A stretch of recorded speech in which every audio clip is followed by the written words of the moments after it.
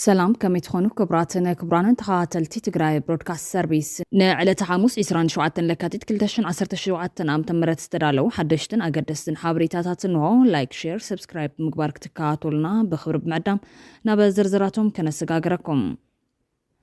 لومي مس دقفتو اخيوا زكايد بريزيدنت ጌታቸው ረዳውን አዘዝ ትግራይ ዘጋጠሙ ተጋንፎ ገጢሞሎም بخالي حبريتا حوحات داقماي قوائي بمكياد عفلاليات كفتح محنقو بوليتيكا تقراي كبتس دليتات كمزلو تحبيروم بخالي وغان مراحت تقراي كاب بوليتيكينياتات أورومو قرب تموكرو كوسدو حزون لبواه كازيلي ركاب حلافيت بيت صحفة حوحات ويزورفت لورك قبرز قابهير تقراي عنك 39 كتبقس كم تخل قليت أنا اللوع ويزورفت لورك أبت مس هورايزن فري ميديا زنبر عالم حتت مس منقص إرترا تغيرو زبها الركب مبرهي كامها بتوسقي أبوان جونوسايد أو كينات تقراي مس ودن ناب برخازوت الخناتات أبو ودن سموي بوليتيكينيا أبايس هي مس بتصوتو مستقاتل اللوجيزيس تسمعن حزن أما عرب تقراين كالت كوابيتات نزلو وررتي أينوت انتيلوم زسعبو سقوم تتات بزملكت كمون مس قجل لقيتات وردا زلو وطريه سلطان مسارت زقوردين زبل حتو وزبل ملسي زهبالون بزعباتي بأن قد تزرقحو استبهالك بيت نيتورك بزملكت زهابو مبرهي ኢትዮጵያን ኤርትራን ናብ ጉዳይ ቀይሕ ባሕሪ ዝገብሮ ዘለዋ ምድላዋትን ሓውን በዓል ሃፍቲ ዳዊት ገብረ ዝጋብሔር ንሕወሓትን ሻዕብያን ክዓርቕ ይሰርሐሎ ዝብል ወረ ዝሃብኦ ምላሽ ከምኡውን ኢትዮጵያን ኤርትራን ናብ ኩናትን ተኣትየን ዝሃብኦ መልሲ መንጆሪኖ ብፍላይ ኣብ ልዕሊ ደቂ ኣንስትዮ ዝፍጸም ዘሎ ዓመፅ ደቂ ኣንስትዮ ሰበስልጣን ኢትዮጵያ ዘርኣዮን ጭካነ ዝምልከት ቃለ ምሕተት ንልዕሊ ሰዓት 3:35 ደቂቃን ዝሸፈነ ቃለ ምሕተት ጾሚቕና ኣሕፂርናን ናብ ትሕቲ ፍርቂ ሰዓት ኣውሪድና ኣዳሊና ልኩም ኣለና ክትከታተልዎ በኽብር ንዕድም ለስልጣናችሁ ነው የምትታገሉት እንጂ የትግራይን ሉዓላዊነት ለማስከበር የትግራይ የተወሰደባትን መሬት ለመመለስ አይደለም ከነ ጌታቸው ጋር ያለው የስልጣን ነው ጌታቸውን በተደጋጋሚ ወጥቶ ሲናገር ለስልጣን ነው በፌደራል መንግስት አካባቢም ለስልጣናችሁ ነው ብዙ ትግርኛ ተናጋሪዎችም ለስልጣን ነው ይላሉና ይሄ እናንተ እየታገላችሁት ያላችሁት ስልጣናችሁን ለማስመለስ ነው ወይንስ ከትግራይ ተወሰደ የሚባሉትን መሬት ለማስመለስና የትግራይን ሉዓላዊነት ለማስከበር ነው እውነቱ ምንድነው እንግዲህ እንደ ድርጅት እንደ ህወሓት ከሆነ እየጠየቅሽኝ ያለሽው ህወሓት 14 ወንበር በጊዜያዊ አስተዳደር ሊኖረው ይገባል ይሄ የማይወክሉትን ተክቶ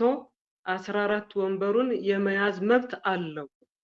ፓርቲ እንደ ፓርቲ የሚቋቋመው ስልጣን ለመያዝ የድር አይደለም ወይ ለሌላ ነገር አይደለም ፓርቲ የሚመሰረት ህወሓት የሚመራው መንግስት መኖር ማለት እሱን ለማድረግ ነው እንግዲህ ህወሓት የሚታገለው ሌላ ምን ነገር አለ ፖለቲካው ስልጣን መያዝ ማለት ምን የሚያሳፍር ነገር አለ حزب قطታ ናፍቲ ፈላማይ ሓበሬታና ከነሰጋግረኩም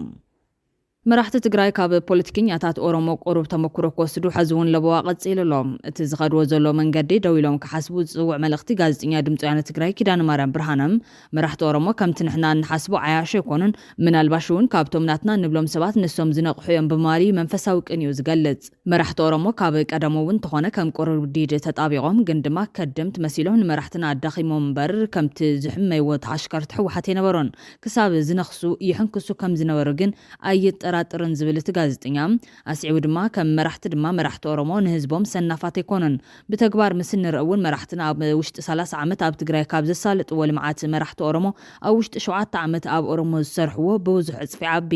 ጽቡቕ ገብሩ ካብ ማል ሓሊፍካ ሓደ ንኹን ኣይበሃልን ይበል ብመጻል ድማ መራሕቲ ኦሮሞ ዓበረኛታት እውን ደቂ ሹቓት እውን እዮም ብደገና ተባስ መሲሎም ኣብ ውሽጦም ሙሉእ ሰላም ኣሎም ብፍላይ ኣብ ጉዳይ ብሄራዊ ረብሖም ፈጺሞም ኣይደራደሩን ኣብ ጉዳይ ብሄራዊ ረብሖ ኦሮሞ ዝብትንዎ ሓደ ዓቕሚ የለን እቲ ሓድሽ መሪሕነት ነቲ ነባር ዝግባእ ክብሪ ይህብ እቲ ነባር መሪሕነት እውን ነቲ ሓድሽ ጽቡቕ ገይሩ ይምህርን የስንቐን ብርግጽ ቆንፂ ባህርያዊ ስለ ዝኾነ ክጓነፁ ይኽእሉ እዮም ጓነፆም ግን ረብሓታት ኦሮሞ ኣሕሊፉ ዝህብ ኣይኮነን ከምቲ ናትና ዓይነት ምሒር ዝወረደ ፀርፊ እውን ኣብኣቶም ብዙሕ ይረአይን ኣባዱላን መራራ ጉዲናን መማሰይቲ እዮም ሓደ እዋን ተደፊኡ ዝተባሃለ ርእሰ ምሕዳር ኦሮምያ ነበር ጁነዲን ሳዶ ሕዚ ቤተ መንግስቲ 4 ኪሎ ኾነ ቤተ መንግስቲ ኦሮምያ ገዝኡ እዩ ናበይ ኮንኣቶ ዝበሃል ዝነበረኩም ደመቅሳ ኣብ ቤተ መንግስቲ ኦሮሞ ባላባት እዮም ቡልቻ ደመቅሳ ክሳብ ዝመውት ንኣብይ ኣሕመድ ሓዊሱ ሰበስልጣን ኦሮሞ ካብ ጎኑ ኣይተፈለዩን ኣብይን ታከለ ኦማን ያ ተባይሶም ተባሂሉ ተሓሚም ከይተወደ ታከለ ሹመኛ ኮይኑ ተረኺቡ መራሕቲ ኦሮሞ ክሳብ ክንዲ እዚኦም ጠንጢኖም ናኸይዶም ብምባል ምስ ፖለቲከኛታት ትግራይ ከነጻጽር ይፍተን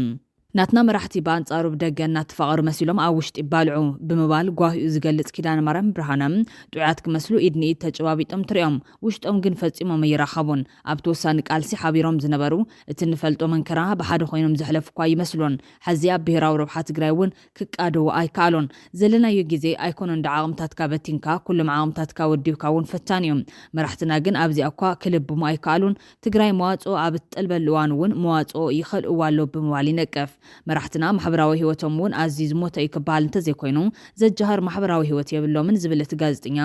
ገብሩ ኣስራትን ኣባይ ወልዱን ይትረፍ ሓቢሮም ቡና ክሰትዩ ኣብቲ ናይ ሓደ ሓዘን ሓዲኡ ኸይዱ ክበጽሕን ከጽናዕንዕነ ይሕሰብን ኣስገደ ገብረ ስላሴን መንጆሪኖን ኣይኮነን ሓቢሮም ምሳሕ ክበልዑ ነታ ናይ ፈጣሪ ሰላምታ ክወሃቡ እዮም ኢልካ እኳ ይግመተን ጌታቸውን ደብረጽዮንን ኣብ እንዳቡን እንተዘራኸቡ ነታ ዓልካ ሓደርካ እውን ምተጎባብዑን ከመይ ዝበለ ምጭኽኻን ከም ዝተዳዕነንና ኣይርደካን ክሳብ ክንዲዚና ድሒርና ክሳብ ክንዲዚና ንቁልቁል ሸተቲልና ድማ ይብል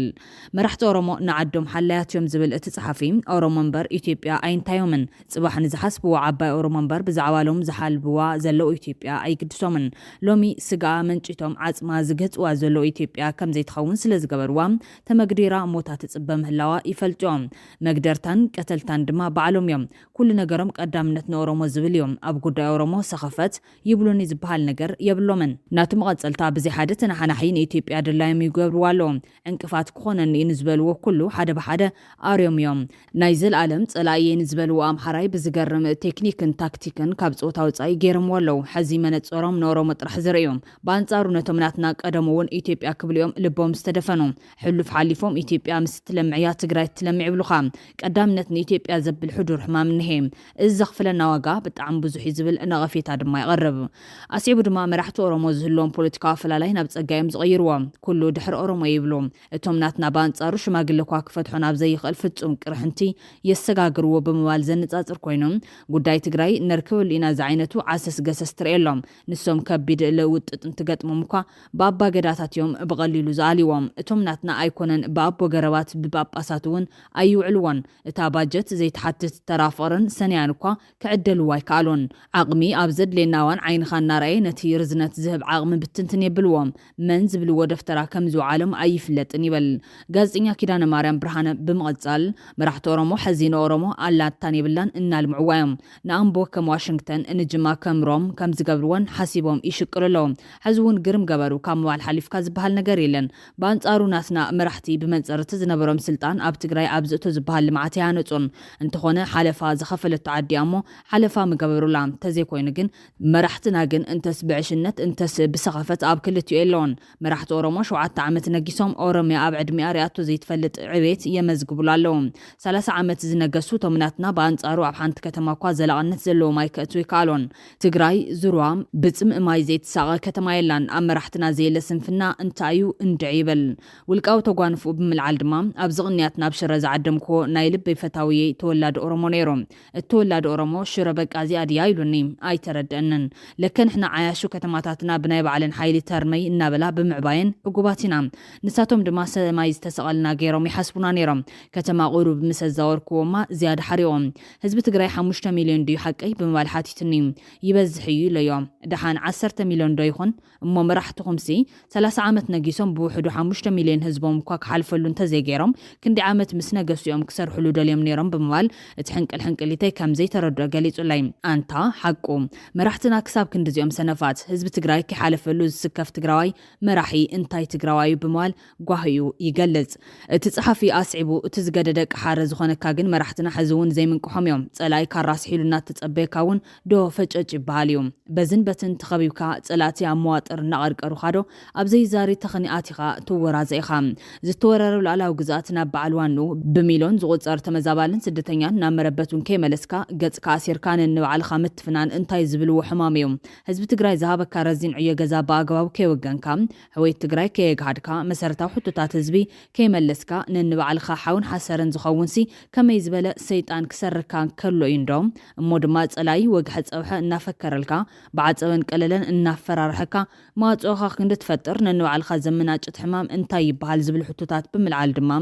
መጠን ዘይብሉ ድንቁርና ደረት ዝሓለፎ ትዕቢት መሽከል ዘይብሉ ህልኽ ከምዚና ዘለና ተጋሩ ይበል በማጻል አብይ አሕመድ ቀደም ክብል ንኢሊታት ትግራይሉ በትግርኛ ጽሒፉ زهبنا ملختي كندي قفت كم زلور إناينا أبيز صحافة صحف متشم ناي عمت بعل مجلس سنايت من تكونن ببورد مرتان ببعل نبيلهم زوت زلو مجلسات نكتاتلو لناينا زيوم نتجراي سناي نجر حيزوم زمت يكونن يقداس السواي مرحتنا أبستبتنا عغم كم زلون كم زلنان عند عدو يفلتيهم فليتون سرحو يسرح لهم جيزي تتقبيهم مرحتنا سوات كم زي تخونوا رئو يفرار حكومن يفرار حنان اللهم ازي نابي يوسدنا جيزي زملو سيخون حدقين يانو تقن زمات ايكونن زبل سقاتون انتواريغم فتنا تلانا نساتهم حزواج حد أبحا بزعواناتنا طفاتهم زحاسب زلوم 1 مليون هزبات نيتمون كعاقبون في جيع كبلو من يكالن اكواداس زي من لو سرح كملو يتعر اللو نبعات هديتاتنا فولي بحطا يزهبهم بتميت زمن منن كبدون حقون زتلاقبن عشال تقراي مرأي لعو الحاقوسي زفتر اللهم نزعاق مومت انكيقوم يسرح اللو زبلا كدان مرام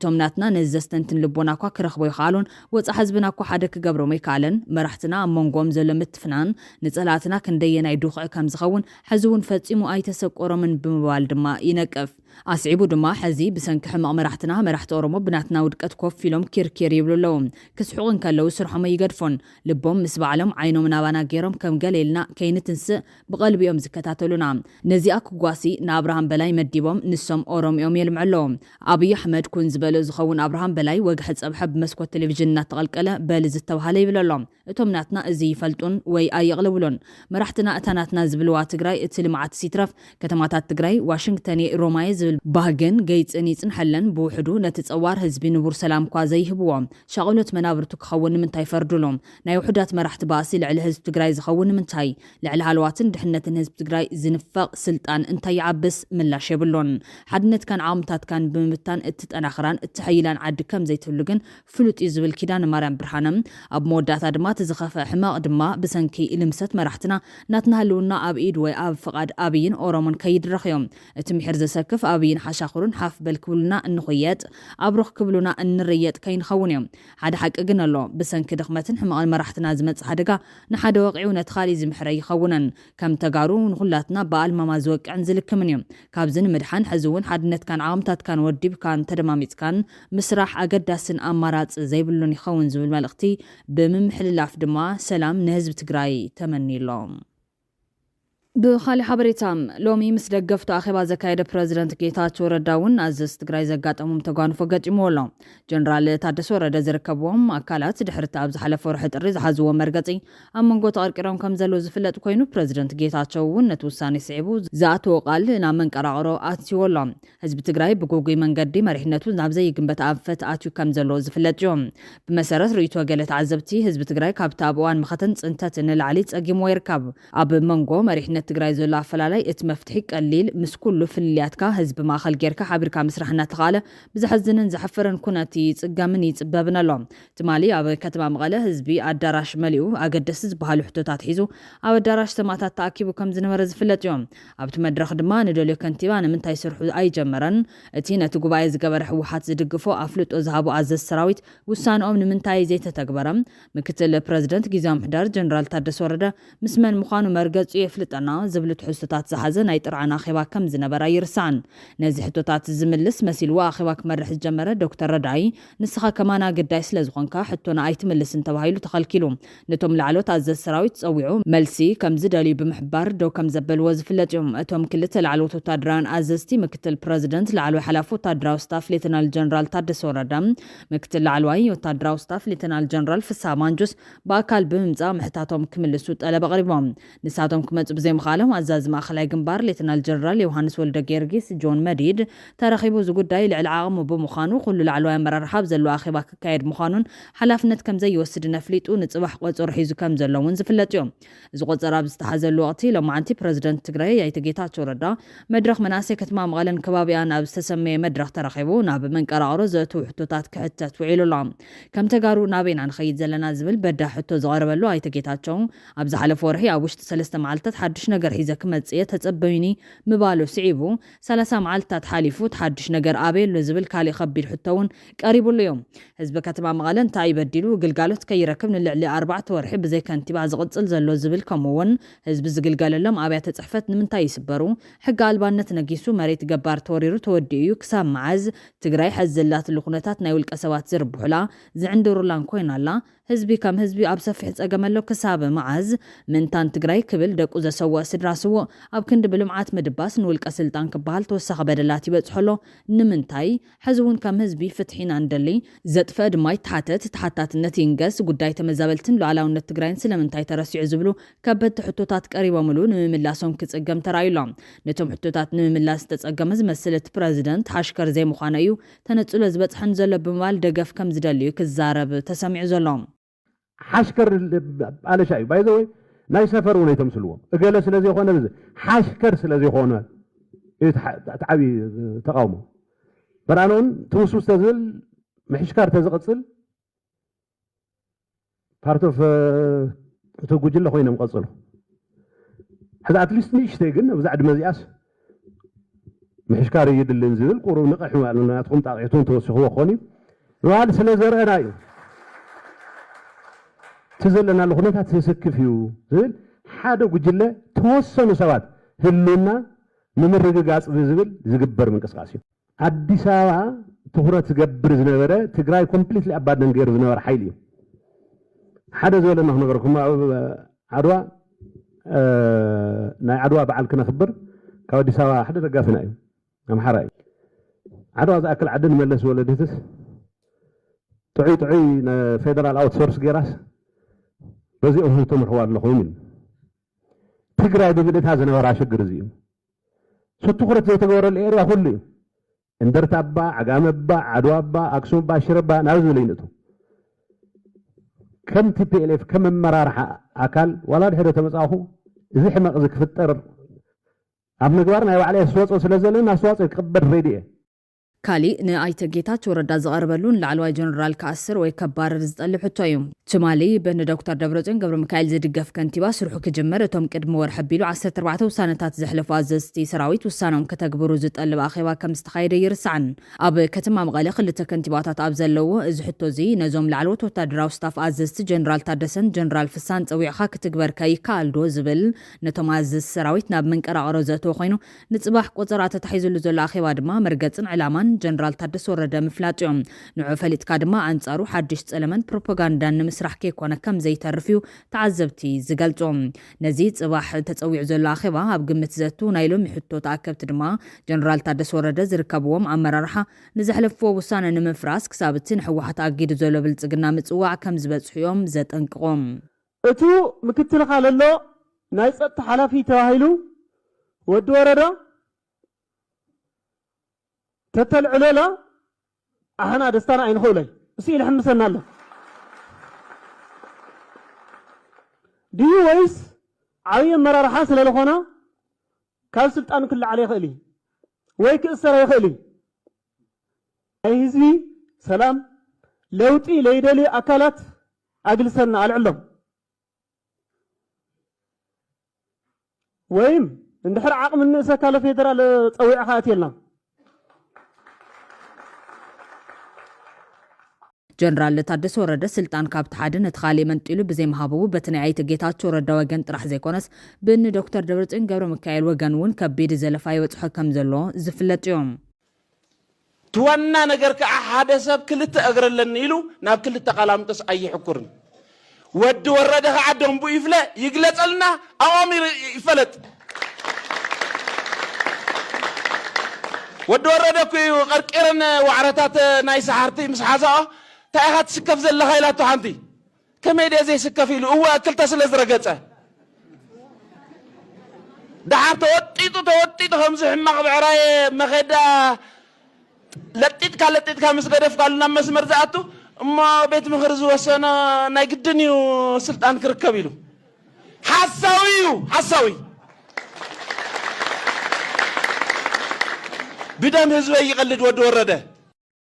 እዚ ወንበርን ስልጣንን ጥራሕ ቀዳምነት ዝገበረ አካይዳ እዚ በመሰረቱ ነቲ ድሮ ተፈጢሩ ዘሎ ሕማቕ መሊሱ ዝሕምቕ እዮም ነቲ ተፈጢሩ ዘሎ ጸገም ውሳኽ እዮም ኣብ መወዳታ ድማ ናይ ህዝቢ ትግራይ ናይ ምክልኻል ዓቕሚ ዘዳኽም እዩ ጥራሕ ዘይኮነስ ሕድሪ ናይቶም ኩሉ ምቾት ገዲፎም ትማሊ ቤዛ ትግራይ ተዋዲቖም ብድሕሪኦም ብዙሕ መንእሰይ ትግራይ ዘሰለፉን ተሰዊኦም ዘሰውን ገዳይም ተጋደልትን ፖለቲከኛታትን ትግራይ ምጥላም ምዃኑ ብብዙሓት ዝግለጽ ዘሎም እዚ ፖለቲከኛታት ትግራይ ዘኸድዎ ዘሎ መገዲ ታትማሊ ሓንቲ ኮይና ንብዙሓት ዝገጠመት ትግራይ ንምንብርካኽ ጸላቲ ዝገብርዎ ዝነበሩ ኩሉ ዓይነት ግጥማት ዘንበር ከኸብርቶ ሓይሊ ትግራይ ክበጣጠስ ኣፍ ደገ ምኽፋት ኮይኑ ዓላማ ናይቶም ትማሊ ህዝቢ ትግራይ ካብ ገጽ ምድሪ ክጠፍእ ዝሰርሑ ዝነበሩ ሓይልታት ምዕዋት ምዃኑ እዮም ብርቱዕ ሓድነትን ጅግነትን ተጋሩ ዝበታትኖም ሓይልታት ትማሊ ንጥፋት ትግራይ ብሓደ ዝወፈርዎ መንገዲ ቀይሮም ሎሚ በብገጾም የሳውርውን ኣብ ዘለዉ ኩናት ንትግራይ ክርምቑዋ ይጽዕሩ ከም ዘለዉ ዝፍለጥ እዮም እቲ ዝሕዝን ድማ እቶም ሕዝን ሕማቕ ፖለቲከኛታት ክብለጹ ዝፍትኑ ዘለዉ ሓይልታት ትማሊ ብማዕረ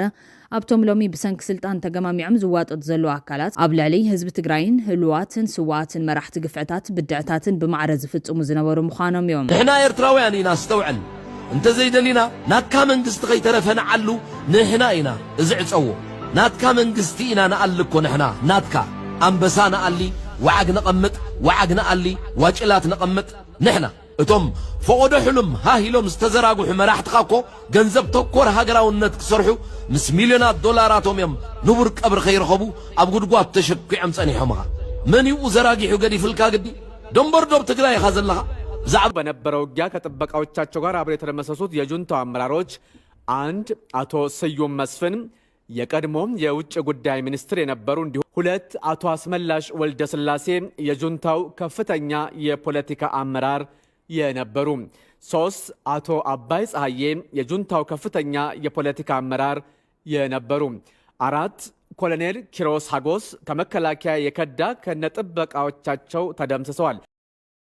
حزون نتون مفتحي ጸገም ህዝቢ ትግራይ እቲ መንእሰይ ናይ ለውጢ ሓይሊ ኣብ ዝተፈላለየ ሞያን ሲቪላዊ ኣገልግሎትን ከምኡውን እቱንኮ ዋሕስ ህዝቢ ትግራይ ዝኾነ ሓይልታት ምክልኻል ትግራይ ምዃኑ ይዘመን ኣብ ዝሓለፈ እዋን ላዕሎት ኣዘዝ ሰራዊት ነቲ ጉባኤ ዝገበረ ሕወሓት ኣፍልጦ ብምሃብ 14 ውሳነታት ብምሕላፍ ዝፈጸምዎ ታሪኻዊ ስሕተት ናብ ተግባር ብዘይ ምስጋሮም ዝምስከኑ ኮይኑ ንሱ ጥራሕ ዘይኮነስ ሕዚ እውን ናብ ማእኸላይ ቦታኦም ክምለሱ ትፅቢት ዝግበረሉ ኮይኑሎም በዚ ናይ ሎሚ ኮነ ጽባሕ በትኻሊ ወገን ዝግበር ኣኺባ ኣሳቢብካ ናብ ተግባር ክሰግሩን ተፈቲኖም ግና ከቢድ ሳዕቤን ክልወዩ ብሰርዚ ንስዕብ ከቢድ ሓደጋ ከቢድ ታሪኻዊ ሓላፍነት ከሰክሞም ዝብል መጠንቀቕታ ውናወፀ እዩ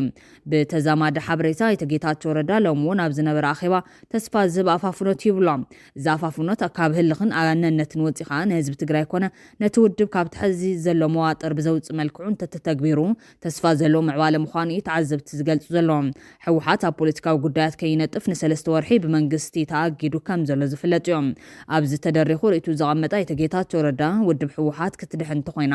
ዳግም ጉባኤ ክትገብረለዋ ዝብል እምነት ኣለኒ ሓደ ኮይንካ እውን ጸገም ህዝቢ ትግራይ ብሕወሓት ጥራሕ ምፍታሕ ዝከኣል ኣይኮነን ሕዚ ብዛዕባ ትግራይ ዝሓስብ ኣካል ጉዳይ ተመዛበልቲ ክሓስብ ኣለዎ ሕወሓት ካብ ዝተለመደን ድሑርን ባህል ክትወፅእ ኣለዋ ሕወሓት ጸላኢ እዩ ዝብል ሓሳብ ጌጋ እዩ ኣብ ውሽጢ ሕወሓት ኣነ ዝበልክዎ ጥራሕ ዝብል ኣካል ጸገም እናፈጠረ ይቐጽል ኣሎ ኣነ እውን ኣካል ሕማቕ ሕወሓት እየ ኣብ ትግራይ ዋና ኣጀንዳ ኮይኑ ቀፂል ዘሎ ጉዳይ ስልጣን ክብል ተዛሪብሎም ስለዝኾነ ድማ ንሱ ዝሓዞ ስልጣን እውን ከም መቐል ሕወሓት ኮነ ትግራይ መዋጽኦ ዝረኽበሉ መንገዲ ዘጣጥሕ ናይ ሓባር መድረኽ ክፍጠር ትፅቢት ዝግበረሉ ኮይኑሎም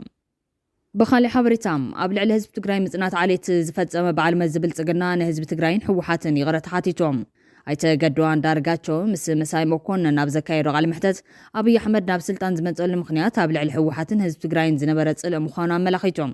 ክፋት አብይ አሕመድ ክግለጽ ዘይኽእል ምዃኑን ንሱን ሰዓብቱን ብፍላይ ድማ እቶም ኤሊታት ኣምሓራ ብጽልእ ሕወሓት ሰኺሮምን እቲ ኩሉ ቅትለት ከስዕቡ ከም ዝኽኣሉ ብምግላጽ በዚ ቅሬታ ካብ ምሕታት ሓሊፉ ነቲ ዘጋጠመ ምጽናት ዓሌት ሓላፍነት ክወስድ ድሉው ምዃኑ ድማ ሓቢሩሎም ነበረው ተበድለናል የምንለው ወይም ደግሞ ህዝቡ ቅሬታ የሚያነሳበት ኃይል በተለይም ደግሞ ህወሓት ላይ ያነጣጠረ ትግል ሆነ ሁሉም የሚያካሄደው እንጂ ይሄኛው ተወግዶ ሌላ ማን ይተካል የከፋ ይመጣል ይሆን ወይ ብሎ አሰላስሎ የመሄድ ሁኔታ አለ። ስለዚህ ያንን የነበረ የጥላቻ ፖለቲካ በውስጣችን የነበረው ስሜታዊ የሆነ እንቅስቃሴ እና እልህም የተቀላቀለበት እንቅስቃሴን በመጠቀም በብልጣብልጥነት አብይ አህመድ ወደ ስልጣን ወጣበት ማለት ነው። እኔ ከዚህ ሰው ጋር የቆየሁባቸው ዓመታት እማዝንባቸው ማፍረባቸው በግሌ ማፈሬና ማዘኔ ብቻ ሳይሆን ለኢትዮጵያ ሕዝብ ደረሰው ጥፋት ይሄ ኃይል ባደረሰው ጥፋት እኔም በዛ ውስጥ ስለነበር ይቅርታ ጠይቄ ወደፊትም የሽግግር ፍትህ በሚኖርበት ጊዜ በዚህ ተሳታፊ የሆነ ሁሉ ተጠያቂ መሆን አለበት። እኔም በሚመለከቱ ጉዳዮች ኃላፊነት ለመውሰድ ዝግጁ ነኝ። ኣብ ሞዳታ ሓላፊት ቤት ጽሕፈት ሕወሓት ወይዘሮ ፈትለወርቅ ገብረዝጋብሔር መንጀሪኖ ትግራይ ዓንቀጽ 39 ከተበግስ ከም ትኽእል ገሊፀን ኣለዋ። ንልዕሊ ሰዓት 3:35 ደቂቓን ዝሸፈነ ቃለ መሕተት ጾሚቑናን ሕፂርናን ናብ ትሕቲ ፍርቂ ሰዓት ኣውሪድና ኣዳሊናልኩም ኣለና። ክትከታተልዎ ብክብሪ ንዕድም። ሰናይ ግዜ። ተሳትፈሻል። በ17 ዓመቱ ጦርነት ተሳትፈሻል። በወጣትነት ልጅ ሳይኖር አሁን ደግሞ አገርን ገንብተን ህገ መንግስት ፈጥረን ለብሔር ብሔረሰቦች እኩልነት ሰጥተን ማንም ወደ ጦርነት ሳይገባ በሰላም የሚኖርበት ብላችሁ በተቀመጣችሁበት ጊዜ እናንተ በዘረጋችሁት አስፋልት፣ እናንተ በፈጠራችሁት ሲስተም፣ እናንተ የፈጠራችሁት ግሩፕ የጎረቤት ሰራዊትን ሳይቀር በቀን ለማወራረድ እናንተን ለማሳደድ እናንተ ከምድረ ገጽ ለማጥፋት ባወጀው ጦርነት ውስጥ በረሃ ገብተሽ ታግለሻል። ይሄኛው ጦርነት ግን ልዩ የሚያደርገው ልጅሽንም ይዘሽ ነው በረሃ የገባሽው። ይሄኛውስ እንዴት ነበረ? ከ17 ዓመቱ ትግል ጋር ይሄኛውን ስታዩ ምን አይነት ነበረ? ፖለቲካሊ ሊፈታ የሚችል ነገር፣ በሰላማዊ መንገድ መፍታት የሚቻል ነገር፣ ልዩነታችንን ይዘን መቀጠል እየተቻለ ወደ ጦርነት መግባት በጣም ለማመንም በጣም የሚከብድ ነገር ነው የነበረው። የተለያዩ በአይኑም ያየው ነገር አለ። እናቶች ሲደፈሩ፣ ሲገደሉ፣ ወጣቶች፣ ሁሉም ነገር ከመታገል ውጭ ሌላ አማራጭ የለም የሚል ውሳኔ ላይ ደርሷል ሁሉም ሰው ማለት ነው። ይህንን ልጅሽ የአባቱን ሞት በጭከና መገደል አገር አገለገልኩ ብሎ ልጅሽ የሚያውቀው አባቱ አገር እንዳገለገለ ነው። ዛሬ አገር ያገለገለ ግን አገር ገለዋለች። አገለገልኳት ያለችው አገር ያላት አገር ገለዋለች። ከነጭራሹ የጎረቤት ሰራዊት መጥቶ እንዲገለው ተደርጎ ፎቶግራፉ በሶሻል ሚዲያ እየተሰራጨ ሰለብሬት ይደረግ ነበረ። እንዴት አድርገሽ ነው የልጅሽንም ሀዘን ኤኒ ታይም ልጅሽ ሊገደል ይችላል፣ አንቺ ልትገደይ ትችያለሽ። ይሄ እንዴት ነበረ? ለጠቅላላ ለትግራይ ህዝብ የወረደ መዓት ነበረና ይሄ ለብቻ ያደረሰ ነው የሚል እምነት የለኝም። ብዙ የትግራይ እናቶች ተመሳሳይ የሆነ ችግር ደርሶባቸዋል። ልጆቻቸውን አጥተዋል፣ ባሎቻቸውን አጥተዋል፣ በዘመዶቻቸውን ሁሉም ነገር ኤኒዌይ በጣም አስከፊ ጊዜ ነው የነበረው። አባይ ነፍሶም አስመላሽ በጋራ መስዋዕት የከፈሉት ስዩምም እነዚህ ሁሉ ለትግሉ ብርቅዬ ናቸው። እነሱ በህይወት ቢኖሩ ኖሮ ብዙ ውጤት በትግሉ ላይ አስተዋጽኦ ሊኖራቸው እንደሚችል ማንም ሊገምተው የሚችል ነገር ነው። ሊረዳው የሚገባ ማለት ማንም የሚረዳው ነው። ነገር ግን መስዋዕት ለመክፈል ነው የወጡት። ከሻዕቢያ ጋር እየሰራችሁ ነው ወይ? ሆን ተብሎ ነው እንደዚህ አይነት የሐሰት ወሬ እንትን እየተደረገ ያለው። ጊዜያዊ አስተዳደሩ ፈርሷል። ከፈረሰ ሲያፈረሰው ፌደራሉ ነው ወይስ እናንተ ናችሁ? እንግዲህ እኛ ጊዜያዊ አስተዳደር እንዲጠናከር እንጂ እንዲፈርስ አንፈልግም። ምክንያቱም ተልእኮ አለው። በህዝብ የተመረጠውን መንግስት እንዲቋቋም ለማድረግ የግድ ይሄ ጊዜያዊ አስተዳደር ስራውን መስራት አለበት። ጊዜያዊ መንግስት እንዲፈርስ ይፈለጋል ይላሉ፣ አላልንም። ጊዜያዊ አስተዳደር እንዲፈርስ አላልንም፣ ይጠናከር ነው እያልን ያለነው። አሁን ባለበት ሁኔታ ካየነው ፈርሷል ማለትም አንችልም አክቹአሊ። ምክንያቱም ውክልናቸው ያልተነሱ ሰዎች አሉ። በተለያየ መንገድ እዛ ካቢኔ አባላት ሆነው እንዲቀጥሉ የተደረጉ ሰዎች አሉ። ተጠናክሮ እየሰራ ነው የሚል እምነት ግን የለም። በዚህ ደረጃ ረጅምም መቆየት ያለበት አይደለም። ምክንያቱም እስካሁን ድረስም ስራውን አልሰራም። አሁን ደግሞ በባሰ ሁኔታ ምንም ተቀባይነት የሌለው ምንም አይነት ስራ መስራት የማይችል አይነት ደረጃ ስለደረሰ ቶሎ ብሎ ጊዜያዊ አስተዳደሩን በሚተካ ሰው ተተክቶ ተጠናክሮ መቀጠል አለበት ነው የምንለው። መፍረስ ግን ፈርሰዋል፣ ሙሉ በሙሉ ፈርሰዋል ብለን አናምንም። መፍረስም የለበትም። ይሄ እናንተ እየታገላችሁት ያላችሁት ስልጣናችሁን ለማስመለስ ነው ወይንስ ከትግራይ ተወሰደ የሚባሉትን መሬት ለማስመለስና የትግራይን ሉዓላዊነት ለማስከበር ነው። እውነቱ ምንድነው? ፓርቲ እንደ ፓርቲ የሚቋቋመው ስልጣን ለመያዝ ነው። ስለዚህ ህወሓት በህዝብ ተመርጦ እኮ 100% ኦልሞስት በምክር ቤትም በመንግስትም የራሱ መንግስት ነበር የመሰረተው ህወሓት እና ህወሓት የሚመራው መንግስት መኖር ማለት እሱን ለማድረግ ነው እንግዲህ ህወሓት የሚታገለው። ሌላ ምን ነገር አለ? ማለት እናንተ አሁን ኔትወርክ አላችሁ ይባላል። የአደመ ኔትወርክ አለ ይባላል። ስለዚህ ይሄኛው የአደመ ኔትወርክ የራስን ስልጣን አሁን ከምትናገሪው ጋር ይሄዳልና እሱንም ጭምር ማለት ነው። በዚሁ ጨምረሽ እንድትገልጭልኝ የእናንተ ኃይለኛ ኔትወርክ አለ ይባላል። ሞንጆሪኖ በኔትወርክ ጎበዝ ናት፣ አለም ገብረዋል በኔትወርክ ጎበዝ ነው ይባላልና ይሄ ኔትወርክስ አብሮ ከዚህ ጋር ይሄዳል? የራስን ስልጣን ማስጠበቅ ከሚለው ጋር ገምግመነዋል። ይሄ ነገር በድርጅታችን ውስጥ የነበረው ሁኔታ በምናይበት ጊዜ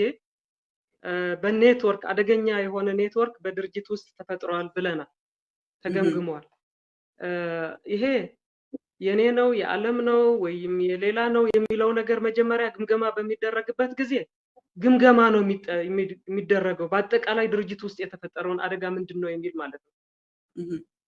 ወደ ሂስና ግለ ሂስ በሚሄድበት ጊዜ የራስን ድርሻ ነው የሚወስደው እና ግምገማ በመናደርግበት ጊዜ አደገኛ የሆነ ኔትወርክ በውስጣችን እየተፈጠረ ነው ብለን ገምግመን ማን ምን እየሰራ ነው ብለን በመናይበት ጊዜ ግን አደገኛ የሆነ ኔትወርክ ያለው በዛ ጥገኛ የጥገኝነት አስተሳሰብ ያለው ኋላ ከድርጅት የወጣ እንደ ኢትዮጵያ ፖለቲካ ውስጥ የላችሁም፣ ጥግዛችሁ ተቀምጣችሁ ነው ያላችሁት። ትግራይ ደግሞ ዲክሌር አድርጋ ነፃ አልወጣችም፣ ስቲል በኢትዮጵያ ስር ነው ያለችው። ስለዚህ ትግራይን ወዴት ነው እየመራችኋት ያላችሁ? አጠቃላይ የትግራይ ህዝብ እድል እኛ አይደለም የምንወስነው። እኛ በግልጽ እኮ ነው የምናስቀምጠው። ማንኛውም ብሔር ብሔረሰብ የራሱን እድል በራሱ የመወሰን እስከ መገንጠል የሚል እኮ በጽናት ነው የምናምነው። በጽናት አንቀጽ 39 የሚለው በዚህ ደረጃ በአንቀጽ 39 በህገ መንግስቱ እንዲሰፍር አድርጋችኋል ተብለን ብዙ ነው የምንወቀሰው። እኛ ግን ዋስትናችን ነው ብለን ነው የምናምነው። እስከ ተመቸን ድረስ አብረን እንኖራለን። ካልተመቸን ደግሞ